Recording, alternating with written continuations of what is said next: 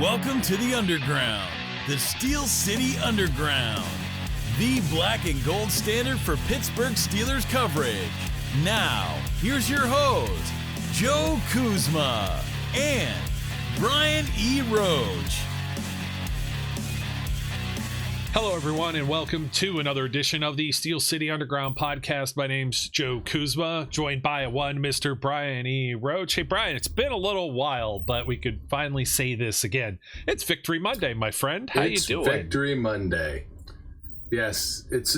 Look, I've said this before. I'll say it again. It's always a beautiful Monday when it's a perfect sweep of the division. Steelers win, Ravens lose, Browns lose, Bengals lose. That's a beautiful Monday to me. Yeah. Did you happen to see that the Browns fans spinning the Shador Sanders, only guy to throw for 50 some yards plus and had it combined for like 4 touchdowns or whatever nonsense happened when they lost to the Tennessee Titans? Like, it was just threw for 364, touchdown and interception. It's like, guys, you lost, and he ran for one. Guys, you lost the game. And, that could have very easily been the Steelers as well. Don't steal their joy. Don't steal their joy. They have had crap quarterback play for so long. Hold on a second. They look like they feel like they had, maybe a quarterback there. So that, I'm not saying, because I haven't watched him. I have no idea if he's playing well, or I just look at the stats, right? So, 4 TDs or whatever he did. Sounds like he had a good game. Don't steal their joy. They have so little to be happy about. My friend, no. They're mathematically eliminated from the playoffs, having lost to the worst team in the NFL. And I didn't want to start this by talking about the Browns, but might as well share in their misery. And by the way, 3 punts and a pick in the third quarter, punt, fumble, and a blocked punt. 2 touchdowns at the very end. Tennessee was trying to give the game away a little bit. I watched that. I watched Joe Burrow. They are the worst team in the league. I watched Joe Burrow light up the Bills in the snow. Frustrating to see how receivers shove off to T. Higgins. Everybody's showing it in the highlights, and I'm like, the camera angle you can't see because you're looking through it, but if you see the other camera angle, he's got the little Iggy in the guy's back, and then gets that space. And the Steelers had a lot of this in their game too. As much as I want to talk smack and everything, I'm sitting here chuckling a little bit because for as much as we dislike officiating, there's a whole other AFC North team we didn't mention yet, the Baltimore Ravens and their fan base, that they probably have a few things to be unhappy about, having lost this game, another tight one, what people are calling a classic, 27-22, and they lose it at home at M&T Bank Stadium. Some of it because, their play, quite frankly, it was the same thing we've said about the Steelers before. You have to be able to overcome the calls on the field if they don't fall your way as well, and they weren't able to overcome it, although it was by like the slimmest of margins. Yes. The slimmest of margins.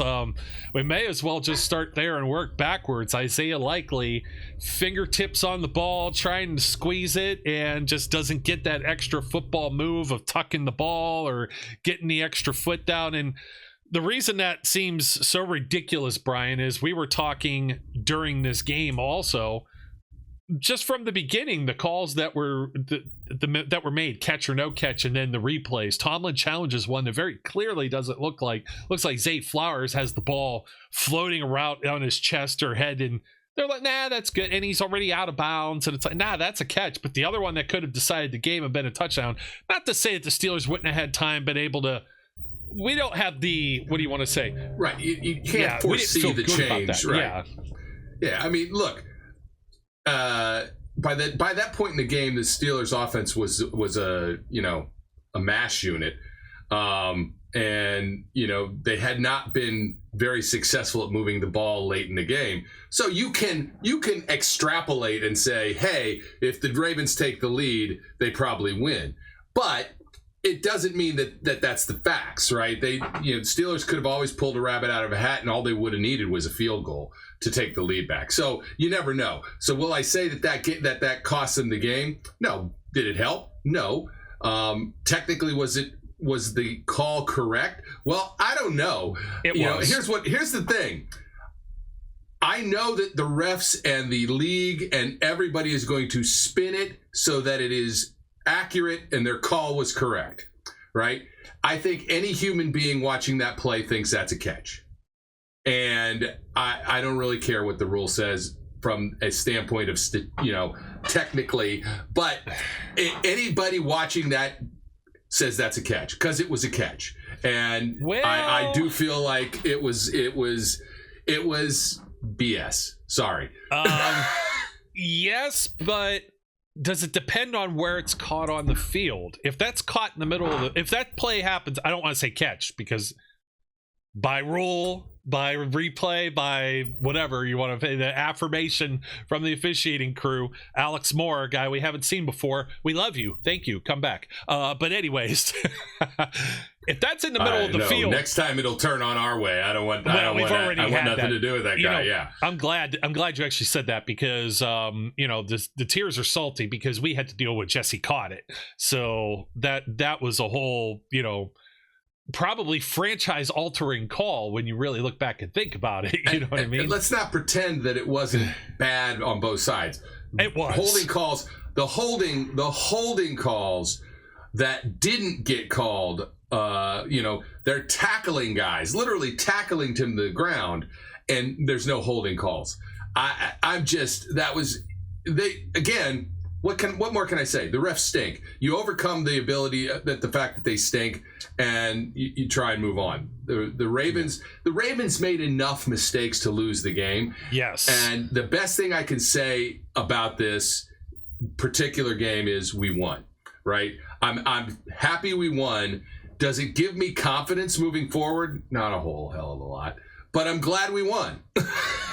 Yeah, and I'll tell you, if that play happens in the middle of the field, it's probably not a catch. Are they going to rule it catch fumble if it's in the middle of the field? So that's the interesting thing. They probably rule it an incomplete. No, I think they would rule an incomplete catch there too. We've seen it. We've seen it goofy enough times. Now, the other defining play of this game, because you had two that determined the outcome, was the Aaron Rodgers tipped back to himself, caught it, and now he's out on both knees like praying with the ball up against his stub. He has a different cast today. Well, it's good that he does because he might not have had any grip on that ball whatsoever. Holy cow. You talk about by the slimmest of margins. Now, Harbaugh was not happy. He says that if that's a catch, he has to survive the ground. And I'm over here like, well, if somebody has a knee down, or you catch somebody, you swipe their shoelace, and there's that contact, that's a tackle. If any part of their body is kind of touching this slimmest little piece of grass that has white paint for the out of bounds, it's out of bounds. But he is crying sweet tears over that particular play. And yes, I really don't know. And it was ruled on the field and overturned. So they felt there was enough with the camera angles. And, I say this enough times. It sounds like I always complain about the officiating. The officiating is often hamstrung by the technology or lack thereof. We're supposed to have these shots. What happened to this eagle eye stuff that they were implementing this year? I haven't seen it used once straight down the boundaries or anything like that. But kudos to those CBS cameramen. This was a 1:00 game. They didn't have all. They still had Jim Nance and Tony Romo, so it might have been they may have had a couple extra cameras for this one, and it was fairly seen across the country. Not as much as the previous week's game against Buffalo, but still, we know that certain games they don't have the same number of cameras that are there. So the guys that were there, man, you know what? Hats off to them, because Steelers don't get a victory if those guys aren't doing a hell of a job. I have to give it to them there, because then they give the referees, the command center, whatever you want to call it, they give them the tools to be able to make the proper call. So, or at least to make an informed decision or an uninformed decision. But it seems inconsistent. And I see the one thing that usually happens a lot. We've talked about this. I was watching these other games, and there was another call that was very similar in a different game. I don't remember which one, but it was in the 1:00 window. Could have been Cleveland, could have been the Cincinnati and Buffalo game. And they go to commercial break. Well, and I understand why they're doing it. They don't want to bore everyone with the minutia of the replay aspect and going over the rules. most of us want that so we could stop saying the NFL is heavily influenced by sports betting and it's all rigged. There's no transparency. It was supposed to be all these things that were transparent. All this goal line, or not the goal, I always call it goal line technology. We got the FIFA World Cup around the corner now, but it's the same idea with the virtual measurement, not using the sticks. The expedited. I like the idea of the expedited because they don't have to stand there and have this huge conference.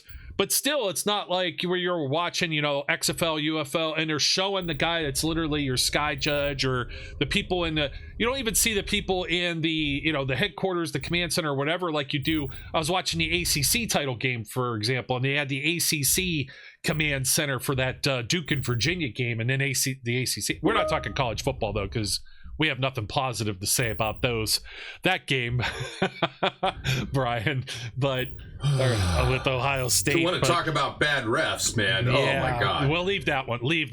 That one's going to sit, not sit easy for a while, but I guess just closing my point about the two big controversial calls. If you want to look fair and impartial, you kind of got to give us a little more for us to believe that malarkey, right? So, speaking of the Ravens and the Ravens needing to overcome, needing to play, Tony Romo, he's like a little kid on Christmas all the time. He's like a little kid that's just like had like 3 Cokes and just can't. Maybe he is coked up. I don't know. He can't sit still. He can't sit still. No, he's like Lamar Jackson. Oh, it's Lamar Jackson. He's looking healthy. I don't know, Jim. He's looking healthy. And I'm just like, shut up, dude. Like, Lamar gets stuffed for whatever, throws like a bad pass, and he was like, oh, that's so close. That could have went for, 20, 30 yards. It's like, it's only close in horseshoes and hand grenades, homie. Like, let that go. So the first quarter, I mean, this feels like classic Steelers, right? They go into halftime, they're up. And it's been a close game. They hold Baltimore, first opening possession, 9 plays, 55 yards, a field goal. 3 and out. Brian, it was a 3 and out. I know, we were stunned. A 3 and out, and then a 6 and out, basically. But 2 punts forced. An interception. Another 3-play drive. James, I almost did it as kind of like a tongue-in-cheek kind of. He deserved it. I've been talking about it, and I put James Pierre on our game day graphic. I'm running out of people because I'm just like, there's certain folks I can't. Can I ever put Jonnu Smith on one of these? What the hell's he ever done? He's caught like a pass once in the last 2 months. So I put James Pierre on there. I'm like, James Pierre's been playing well. Darius Slay was sent out of here. James Pierre makes a heads-up play, backyard football play, and goes, however many inches vertical and takes this ball out of the air. Now, the Ravens start showing some signs of life here. They have, a touchdown, but the Steelers defense at least holds down the fort. Field goal. Got to hold them to a field goal here. Then the big turnover on downs, and then, the very final series.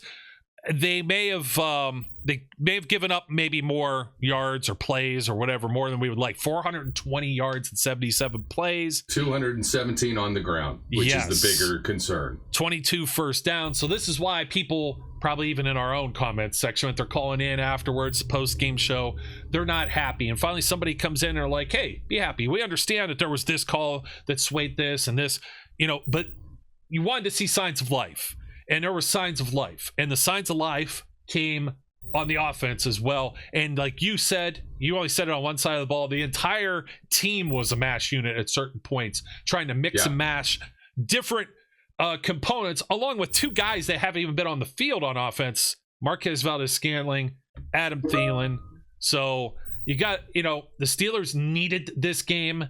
They got this game. Let's at least savor the moment since it was against a division rival at their place. Yeah, as I said, I mean, I'm happy. I'm happy they won, right?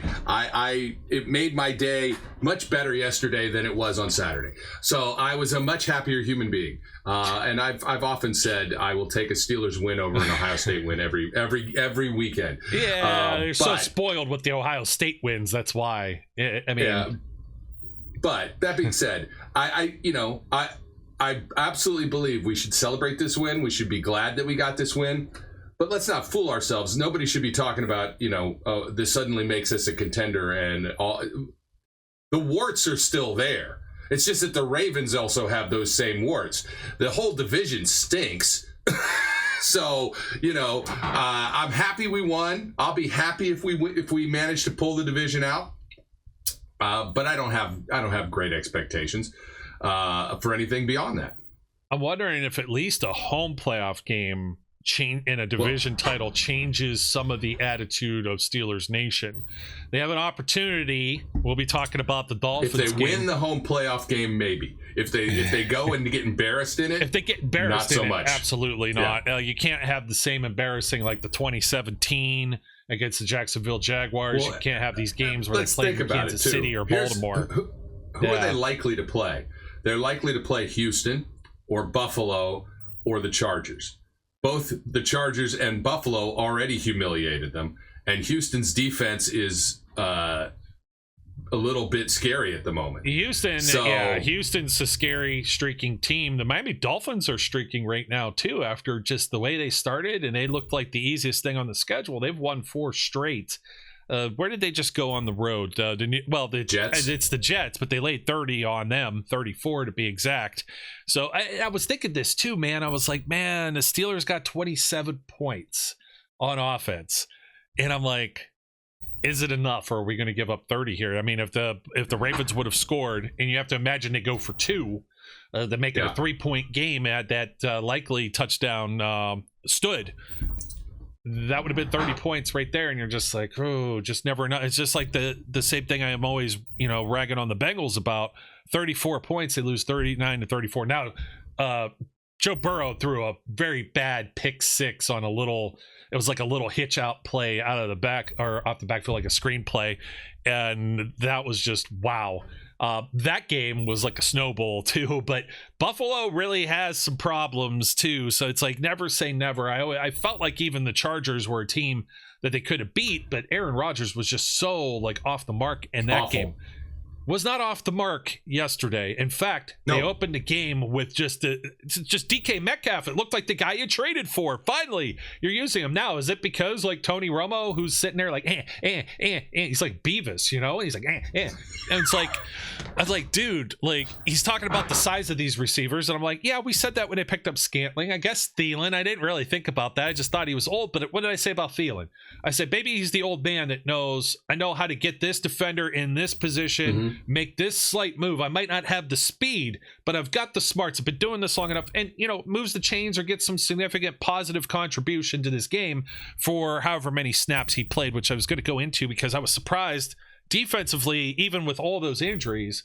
Asante Samuel only played 1 snap, which was very interesting with James Pierre and whatnot. So you had Jalen Ramsey and Joey Porter playing the whole game. Somebody had said, who had thought that James Pierre and Brandon Echols would be here to save the day for the Steelers secondary for their defense? And I wouldn't have thought that either. Maybe Echols to a lesser degree, just because he's been a starter in other places.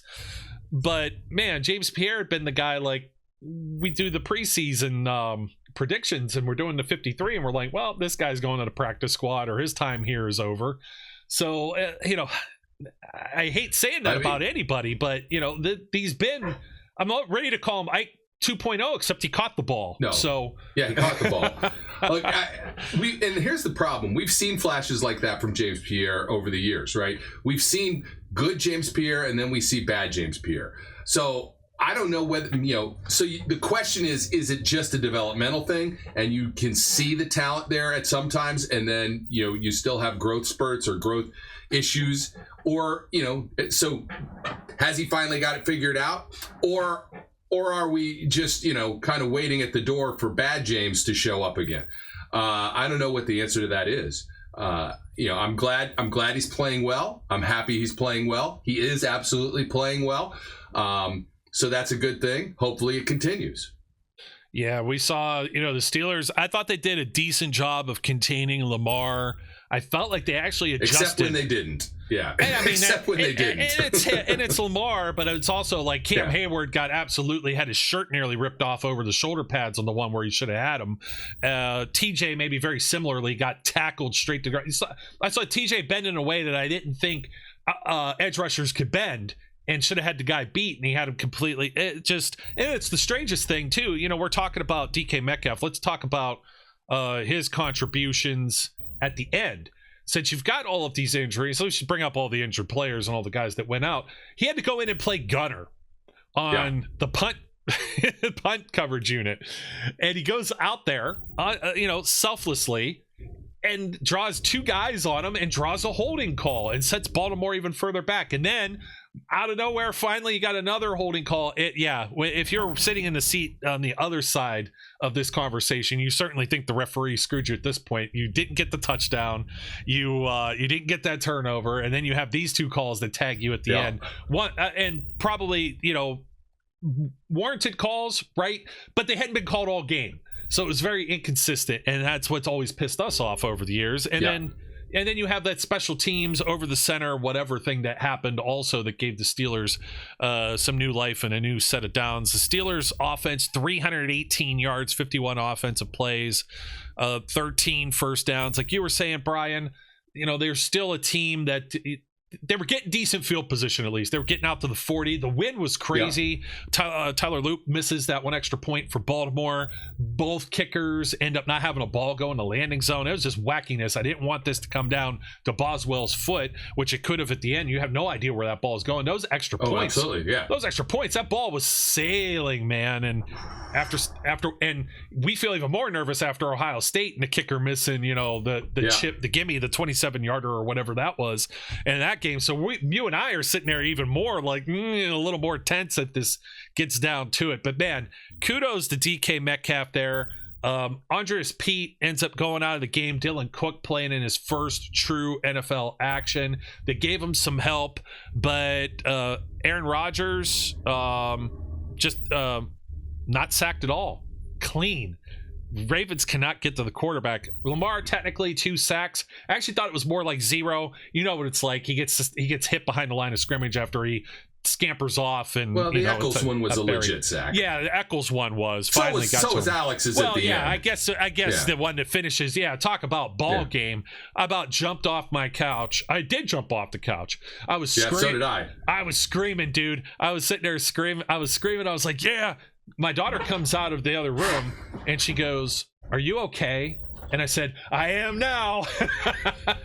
My daughter came out of the room laughing because the number of F-bombs I dropped at the Ravens at the end of that game made her quite amused. Was it like F you Lamar Jackson, F you John Harbaugh? Did you go all the way down specific players, Jerry Maguire style? Like, F it was definitely F you Ravens. It was. I don't call out individual players that way because I don't think that's right. But the team as an organization, I can't stand anyway. So Lamar was 54.3% on 35 passes, completing only 19 for 6.3 yards per attempt. It's a touchdown and a pick. 71 rating. He was sacked technically twice. He did run the football 7 times. He got out and escaped for 43 yards, 6.1 average. A lot of the Ravens' 217 yards came on Mitchell's 55-yard long, which you're just like, well, here we go again. Give up a big play like that. Bottled it up a little better. This was without Derek Harmon. This was with Keanu Benton, like oh no, this guy's getting hurt, earlier. You got Patrick Queen leave the game and then come back in like a gladiator. Yeah. Brandon Eccles was in and out also. Just wow, the attrition just with the and Alex Highsmith, who finishes the game with the huge play, is hopping around on the sideline like it looks like they're ready to tape up his ankle and put a needle in his leg or something to get him to play. Like you're just like, what can happen next? And Darnell Washington on the other side, I think we have 4 players in concussion protocol. Protocol, yeah. Washington. Let's see who else. Pete. Andres Pete. Yeah, Pete. Malik Harrison, another one, the run stopper, the guy that you need, and part of the reason why they were struggling a little more to stop the run. Let me see if the first half stats actually stick up with what I'm saying there. 73 yards, 19 carries, first half. 34 by Derrick Henry, 11 for 34, a 3.1 average, 3 for 19 by Jackson. So not terrible by Steelers standards. Where was the big 50-plus yard run? That was in the second half, right? Yeah, right after halftime. Right after the Steelers. Right after we went 3 and out. 3 and well, yeah, 3. Well, not technically. Was it a 3 and out? No, they got a field goal. It felt like a 3-and-out, but it felt like a 3-and-out. It felt like a 3-and-out. It did feel like a 3-and-out just because it's like you have your foot on the throat of this opponent and settle for a field goal. At this point, they got down to the Baltimore 10 and couldn't punch it in. Couldn't punch it in. So, well, they could not run the ball yesterday. I mean, they couldn't run the ball early. They couldn't run it late. So, I mean, I hate to say that Darnell Washington going out was why they couldn't run the ball, because it's not true. This is again, this is a consistent problem with this group against teams. Even when they're stacking the box, the Ravens are a middling run defense, right? They're not that bad, but they're not that good. And we couldn't run the ball. But to be fair, we couldn't run the ball against bad run defenses recently. They have problems. Like, the warts are still there. And the issues remain. And there wasn't really anything other than the fact that they figured out how to get the ball down the field and attack. And whether that's because the Ravens played poorly or because they did something different. I mean, I sat there myself, I'm like, look, I saw Adam Thielen catch one ball. I don't know if he caught anything else. I don't remember seeing him catch anything else. He was targeted a couple other times. I think Marquez Scantling was targeted once, at least as far as I saw. So, I mean, is it possible that just having some other big tall guys on the field was like, oh well, we can't double cover DK all the time? It just seems silly. One apiece for both of those guys. But did it? I don't know. Did it feel like a threat? And then Freiermuth had two of the 3 targets for 9 yards. Wasn't that big. Washington, in limited time, just the one. Ben Skoranek. I like how Tony Romo was saying this guy could use some more playing time. It actually makes me feel like Tony might have known what he was talking about there. Such a scrappy player. He said he does all the dirty work. And I'm like, yeah, that's why he was active and Roman Wilson wasn't. Pretty big development there also. But maybe the Steelers have found something. They still hit Kelvin Austin, still used him in his speed later in the game for that 31-yard reception. DK finishes catching 7 balls for 148 yards. Tried to get him a touchdown, but didn't. Jaylen Warren in the pass game too. And man, a lot of people always talk about all the previous quarterbacks, Mason Rudolph, whoever, missing wide open people. Pat Freiermuth was so open on that Jaylen Warren touchdown, but as Romo said, the miscommunication, it didn't matter. Either one of those guys was going to score from, if Rodgers finds them. So they really was all hands on deck. I mean, Kenneth Gainwell was driving me crazy a little bit because I have Warren on my fantasy team plugged in there. He had 6 catches for 27 yards and added another 15 on the ground, 3.8 average, but Warren could only muster 8 for 13, 1.6, pretty much running in the middle of the pile. They even tried Caleb Johnson, who only had 2 carries for 4 yards. Connor Hayward, of course, gets the tush push work, made that work. Steelers being aggressive there and actually going for it on 4th. I think when they went for it, it was the right call, and I think when they didn't and they sent Boswell out there, they were in sync as far as the decision making. I thought was sound, even with the challenge. I thought was a good challenge. Tomlin just can't get lucky and win them. And then at the end of the game, the way they played that out, I mean, the offense. You're absolutely right, Brian. The offense, they did answer on 6 plays, 80 yards in the 3rd quarter. And that was after Pete had a holding call, and it's like, well, here you go. They're shooting themselves in the foot. They're going to defeat themselves. Rodgers finds Austin for that 31-yard pass. Couldn't run the ball. And then that's when you find Jaylen Warren, another big play, 38 yards. Yes, the Ravens have their own problems, but after this, the Steelers offense, super hyper conservative or whatever be the case, they went 3 and out, just punt, tried to choose some clock there at the end, dared the Ravens to have to go the entirety of the field, and they had to score a touchdown. So I thought for the most part they were smart. They flew to the ball where they needed to. They let the underneath stuff go where it needed to go, tried to flow Lamar Jackson where you can control that as well. And they didn't let Derrick Henry just run all over, like just stomp him. But Derrick Henry was also on the sidelines at the end. You notice Derrick Henry's not in there when they need somebody to be able to block. He's not a big integral part of their passing game. So you took we were talking back and forth, keep them one-dimensional. This was something we talked about in the pregame. And it's like by keeping that 5-point lead and forcing them to need to be able to score a touchdown, you keep that team very one-dimensional. They can't be that creative. It keeps that big chess piece pretty much. I know they call him king, but the queen's the piece that can move all over the board and do some damage in chess. You keep that chess piece off the board, and that's goes a long way toward winning the game. Yeah, 100%. They were good enough, right? Yeah. They still they haven't figured out how to cover guys effectively. Too many guys were completely wide open. When the Ravens were in sync with each other on their offense, the drives just looked too easy.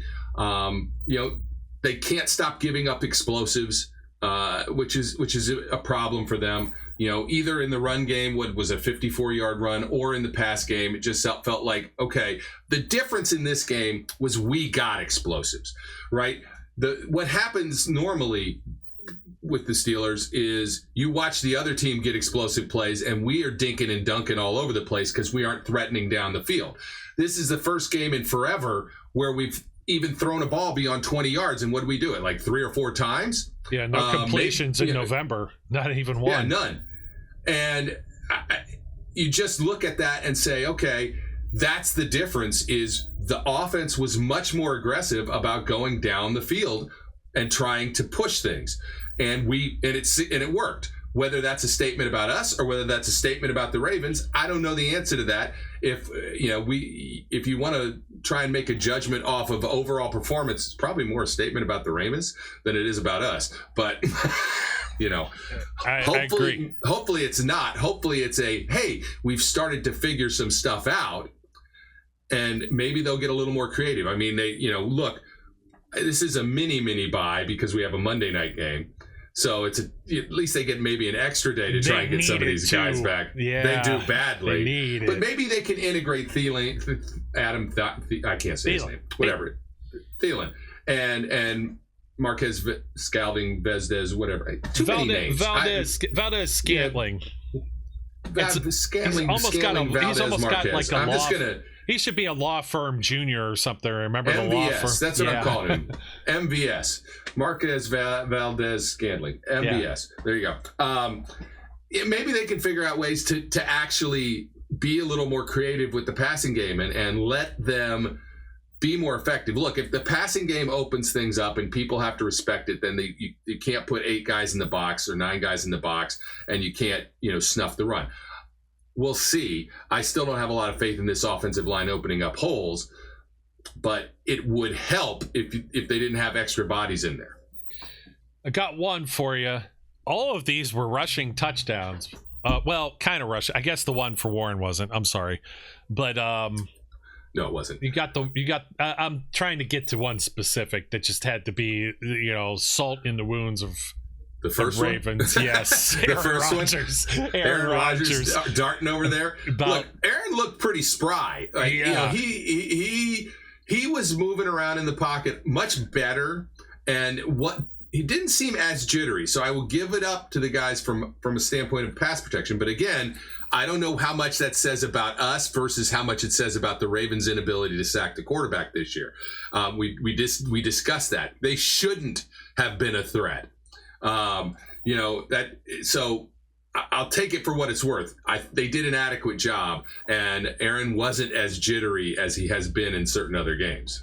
Yep, and that's still with what are they saying, calcified or whatever, like whatever's going on with the fractures in his hand, and playing with maybe a better cast. And of course, people are like, well, didn't he use that cast last week? And it's like, you got to have a certain kind of support in there, and that's the whole reason he didn't even play. And Rudolph played against the Bears, another game you wish you could have back. But at least right now, the Steelers are in the driver's seat. All the things we were worried about 1 week ago ahead of this game, now they really control their destiny. They don't have to be. They're not in a position of the Kansas City Chiefs, for example, who need. Oh, absolutely not. Yeah, they need so many different teams to move out of the way. The Dolphins, here's the part that sucks for the Steelers. When they're playing the Bengals, they're a desperate football team. When you're playing the Dolphins coming up, they're a desperate football team. The Detroit Lions very well may be another desperate football team. They will be. Yeah, their record is not where, well, they've been gambling this year and it's not been paying off as much. They can still put up the points, but they're 8-5. But you're looking around the AFC North now. You've got the Steelers at 7-6. You've got the Baltimore Ravens now 2-2 in the division with a 6-7 overall record. And they and then Cincinnati losing that game to Buffalo is pretty big. They're now, that's huge. Yeah, 9 losses, 4-9. There's virtually no one's going to be talking about them. They could still play spoiler. They still Which get is the what Ravens we hope for next week. Again. Yes, next week. Yes. Look, And the Ravens' schedule is tough, right? They got the Bengals who whopped their butts in Baltimore. Yes. So they're going to be looking for payback. But Burrow has been playing very well, and the Ravens can't get to the quarterback. So you kind of have to like the Bengals in that game, right, at home. Then they've got who? I think they have Green Bay. Oh, New England. Yeah, they New have England and Green Bay. New England, Green Bay, the Bengals, and us, right? That's their 4 last games. So you kind of think they're one of those is at home, which is I think the New England game. You kind of assume they could lose both of those games, right? It is very possible by the time we get to the last game of the year that it doesn't matter. Yeah, I don't expect it's very that. possible. I expect Neither do I. I expect because I expect us to lose to Detroit. To be honest, and that's going to cause us problem. A de facto AFC North championship is what I think it's going to end up being, and the other two teams are going to be out not of it. Being the case, but I agree with you; it's likely to be. Yeah, so the Ravens have to go to Cincinnati now after having played Pittsburgh in the Donnybrook, the slobber knocker, whatever you want to call it. At least the Steelers get one extra day to rest after this, too, finally. I mean, the Ravens had 10 days of rest. They had a mini bye heading into this. Steelers have played 2 very fresh teams back-to-back. And then they host the New England Patriots before Christmas, go to Green Bay in a to-be-determined time and date. They could have another short week if they decide to play that as a primetime Saturday game at Lambeau. And then they have to finish in Pittsburgh. So 3 of their last 4 games, 2 of them in the division, on the road. That's huge. It's very huge. You cannot underestimate how big this game was. The Steelers, if they could take care of business with Miami, I mean, they get to play indoors. It's going to be at Detroit. It's going to be that's going to be tough. I don't think anyone's expecting it, but it's an NFC game. They drop one on the schedule there. Maybe they're in line. That's the one they can afford to drop. They have a tiebreaker with the Baltimore Ravens at that point, and then I think you go into Cleveland. You have to take care of Cleveland, dispose of them. We'll see if they have a tie record or if they have one game above. But the Ravens would. I still think it's position, even if the Ravens are behind a game, depending on how the Steelers' next 3 play out.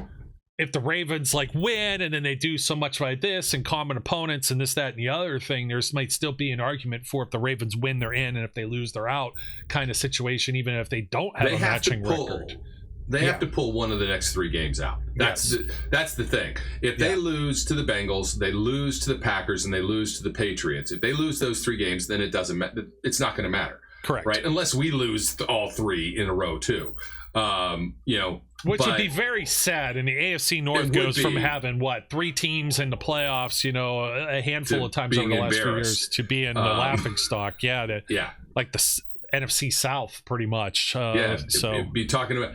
I mean, you're talking about it. It's actually within the realm of possibility that the team that wins this division has a losing record. And we've laughed about that in the past, and it happens. Usually it was the South in the past, with the Buccaneers, Panthers, Falcons, the Saints. The 2 of those teams are 7-6 right now. So they're among the bottom also. But you're looking around and it's like you have to win this in order to be in the postseason, because Houston's streaking now. The Colts, they're on the free fall there. Buffalo is still in second place as far as the wild cards go too. But that AFC West with the Chargers 8-4, and they're 4-0 in their division. They're not going to catch Denver, I don't think, who's at 11-2. Doesn't look like it. But Kansas City. Mean do they have 2? Did they beat Denver once? Is that who Denver lost to? Yes, so they beat Denver once. Yeah, Denver's lost. So they got another game with Denver. Yes, and then Kansas City. But I don't think Denver's going to lose. Kansas City's 6-7. too. Yeah. So Kansas City could Kansas City's going to have a hell of a tough time getting in. They could be 10-7, but if Kansas City's 10-7 and the Steelers are only a 9-win team and end up losing the division, they're not going to be in it. That's just going to be my point, because I think Buffalo's at 9-4. They've only got to win one more to have 9 wins. Houston, if they win 2 of their next 4 games, they're probably going to be in the wild card too. And so, yeah, we'll put a bow on it right there, Brian. It's positive, at least. Season's not over, and the Steelers have a path to winning the AFC North. A very clear path, about a 67. Oh my goodness, there's the number again. I didn't even intend to say it, but I flashed it during the broadcast or whatever. 67% chance. I can't even spit it out. There's 6-7 things like in my brain. Just blame my child. 67% chance to make the postseason. Yeah.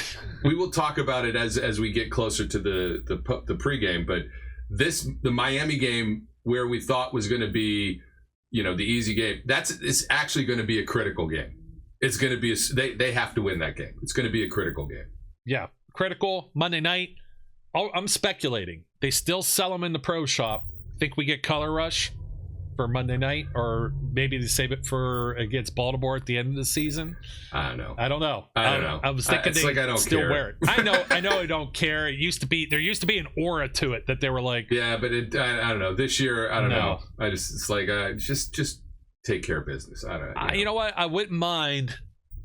You look at the Dolphins, you're thinking, whatever.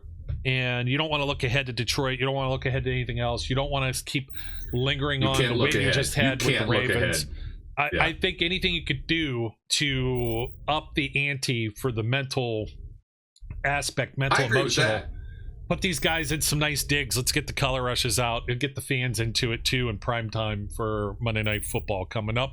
That's when our next show will be, folks, later this week as a pregame. So then Ian's got the whole weekend to maybe watch it and some of Monday. So we'll probably be back at you later this week, Friday, something like that.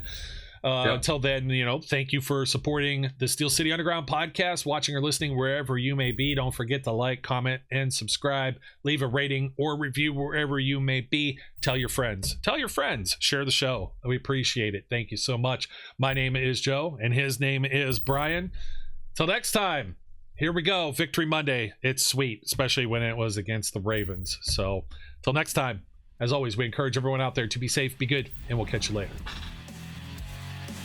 We would like to thank you for listening and remind our listeners to follow us on social media and our website, www.steelcityunderground.com.